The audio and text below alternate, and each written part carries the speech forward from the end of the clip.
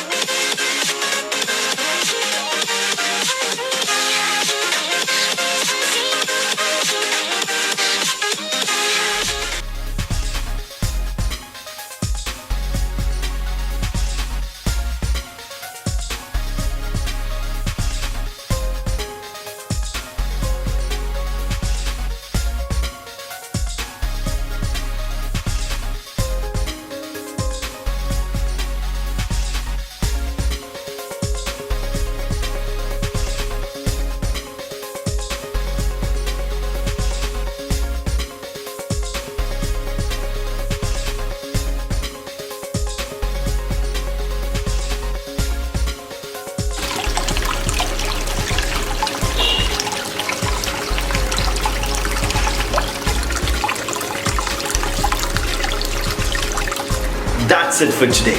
I hope you enjoyed this video. If you like this video, please hit the like button. If you're new here, please consider subscribing. I'll be coming with more videos. Until then, goodbye.